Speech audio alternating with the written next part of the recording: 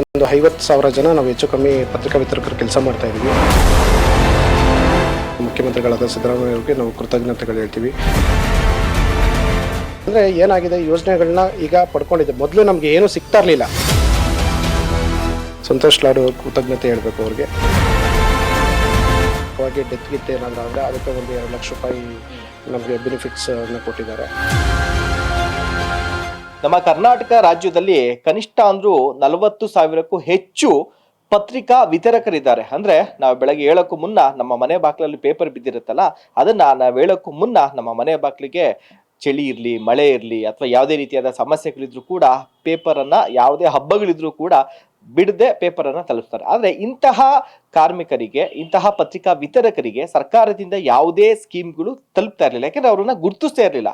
ಅಂದ್ರೆ ಈ ಸರ್ಕಾರದಲ್ಲಿ ಸಚಿವರಾದ ಸಂತೋಷ್ ಲಾಡ್ ಅವರು ಕಾರ್ಮಿಕ ಸಚಿವರಾದ ಬಳಿಕ ಪತ್ರಿಕಾ ವಿತರಕರ ಒಂದು ಕರ್ನಾಟಕ ರಾಜ್ಯ ಪತ್ರಿಕಾ ವಿತರಕರ ಒಕ್ಕೂಟ ಒಂದು ಮನವಿಯನ್ನ ಕೊಟ್ಟಿತ್ತು. ಆ ಮನವಿಯನ್ನ ಪರಿಗಣಿಸಿ ಅವರನ್ನ 23 ವಲಯಗಳ ಕಾರ್ಮಿಕರನ್ನ ಸೇರ್ಪಡೆ ಮಾಡ್ಕೊಂಡಿದ್ದಾರೆ ಸಾಮಾಜಿಕ ಭದ್ರತಾ ಮಂಡಳಿಯಲ್ಲಿ. ಅದರಲ್ಲೂ ಕೂಡ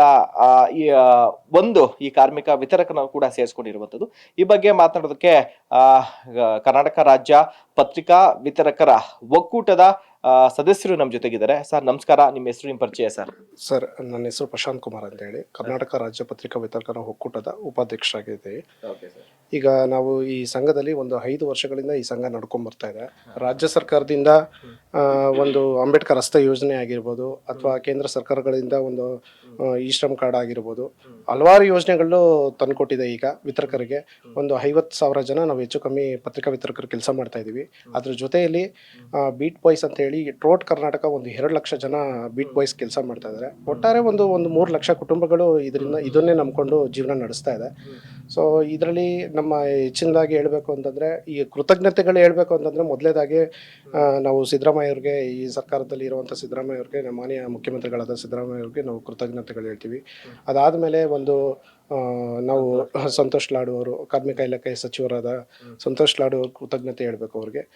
ಆಮೇಲೆ ಮಾಧ್ಯಮ ಸಲಹೆಗಾರರಾದ ಪ್ರಭಾಕರ್ ಅವ್ರಿಗೆ ನಾವು ಕೃತಜ್ಞತೆಗಳು ಹೇಳ್ತೀವಿ. ಮತ್ತು ಕಾರ್ಯನಿರತ ಪತ್ರಕರ್ತರ ಸಂಘದ ರಾಜ್ಯಾಧ್ಯಕ್ಷರಾದ ಶಿವಾನಂದ ತಗಡೂರು ಅವ್ರಿಗೆ ನಾವು ಕೃತಜ್ಞತೆಗಳು ಹೇಳ್ತೀವಿ. ಮತ್ತು ನಮ್ಮ ರಾಜ್ಯಾಧ್ಯಕ್ಷರು ಸಾಕಷ್ಟು ಶಂಭುಲಿಂಗ ಅವರು ಸಾಕಷ್ಟು ಓಡಾಡಿ ಪ್ರಯತ್ನಪಟ್ಟು ಮಾಡಿದ್ದಾರೆ. ಮತ್ತು ನಮ್ಮ ವಿತರಕರ ಒಕ್ಕೂಟದ ಎಲ್ಲ ಪದಾಧಿಕಾರಿಗಳಿಗೂ ನಾವು ಈ ಸಂದರ್ಭದಲ್ಲಿ ಕೃತಜ್ಞತೆ ಹೇಳಬೇಕು.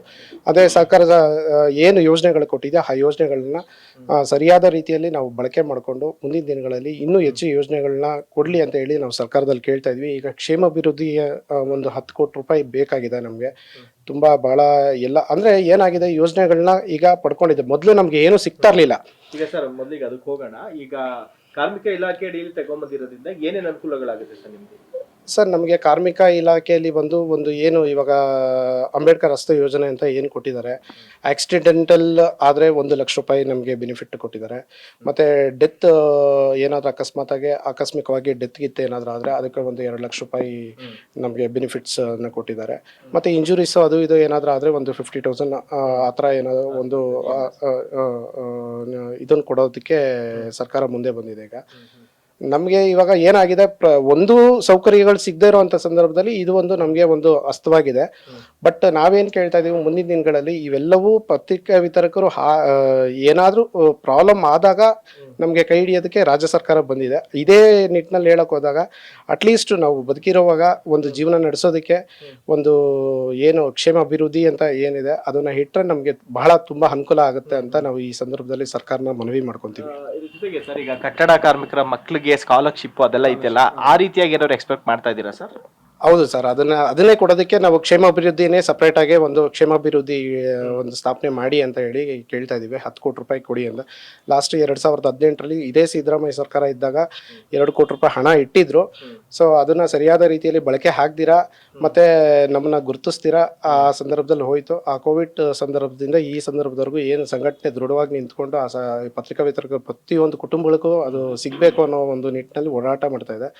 ಸೊ ಆ ಥರ ನಮಗೆ ಒಂದು ನಿಧಿ ಸ್ಥಾಪನೆ ಆದರೆ ಪ್ರತಿಯೊಂದಕ್ಕೂ ಒಂದು ಎಜುಕೇಷನ್ಸ್ ಆಗಿರ್ಬೋದು, ಅಥವಾ ವಿದ್ಯಾಭ್ಯಾಸಕ್ಕೆ ಆಗಿರ್ಬೋದು, ಅಥವಾ ಅವ್ರಿಗೆ ಮಕ್ಕಳುಗಳು ಪಿಂಚಣಿ ಸೌಲಭ್ಯಗಳು, ಮಕ್ಕಳು ಮದುವೆ, ಹೆಣ್ಣು ಮಕ್ಕಳು ಭವಿಷ್ಯ ಇದಕ್ಕಾಗಿರ್ಬೋದು, ಎಲ್ಲದಕ್ಕೂ ಅನುಕೂಲ ಆಗುತ್ತೆ ಅಂತ ನಾವು ಈ ಸಂದರ್ಭದಲ್ಲಿ ಹೇಳಕ್ಕೆ ಇಷ್ಟಪಡ್ತೀವಿ.